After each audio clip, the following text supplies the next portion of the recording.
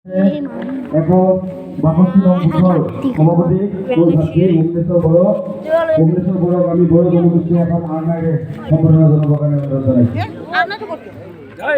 আমাৰ মাজত উপস্থিত আছে 34 নং আনিগুছি গাঁও পঞ্চায়তৰ 1 নং ৱাৰ্ডৰ সদস্যা শ্ৰী ববিতা বৰগোহাঁই, মোৰ সহধৰ্মিনী। তেখেতক আহি এখন ফুলন গামোচাৰে সম্বৰ্ধনা জনাবলৈ অনুৰোধ জনাইছোঁ।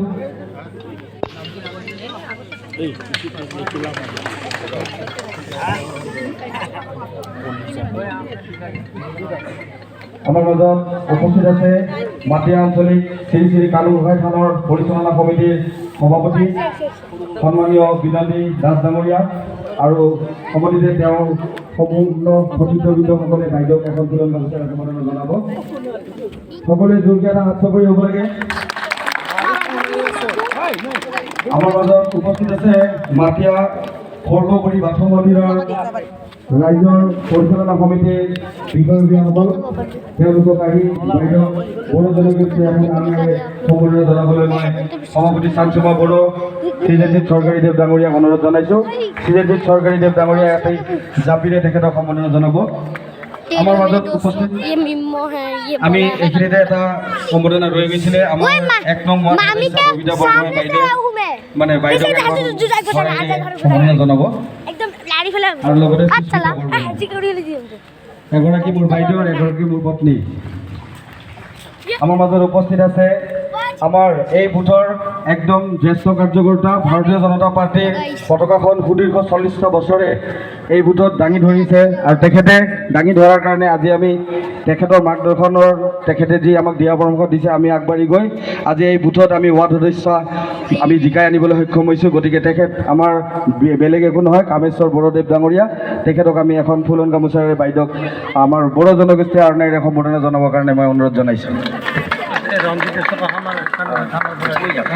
আমাৰ মাজত উপস্থিত আছে আমাৰ কিষাণ মৰ্চাৰ ৰাজ্যিক সমিতিৰ সাধাৰণ সম্পাদক তথা আমাৰ মুখ্যমন্ত্ৰীগৰাকীৰ আমাৰ কানুগাইথন পৰিচালনা কমিটিৰ ফালৰ পৰা মণ্টু বৰুৱা দেৱে এখন ফুলন গামোচাৰে সম্বৰ্ধনা জনাব। ফটোপাতি দিয়ক।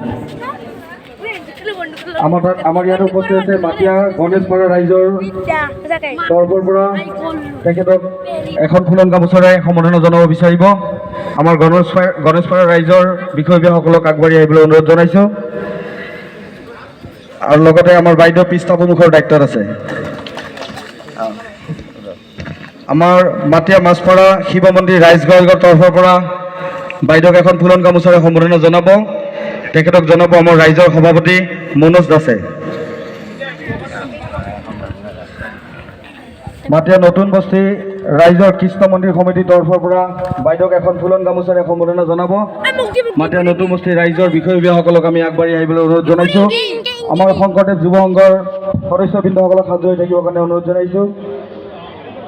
এয়া আমাৰ মাটিয়া নতুন বস্তি ৰাইজৰ তৰফৰ পৰা বাইদেউক এখন ফুলন গামোচাৰে সম্বৰ্ধনা জনাব। ইয়াৰ পিছতে আমাৰ মাটিয়া হাতীখালা কৃষ্ণ মন্দিৰ ৰাইজৰ সমিতিৰ তৰফৰ পৰা বাইদেউক এখন ফুলন গামোচাৰে সম্বৰ্ধনা জনাব মাটিয়া হাতীখালা ৰাইজৰ সভাপতি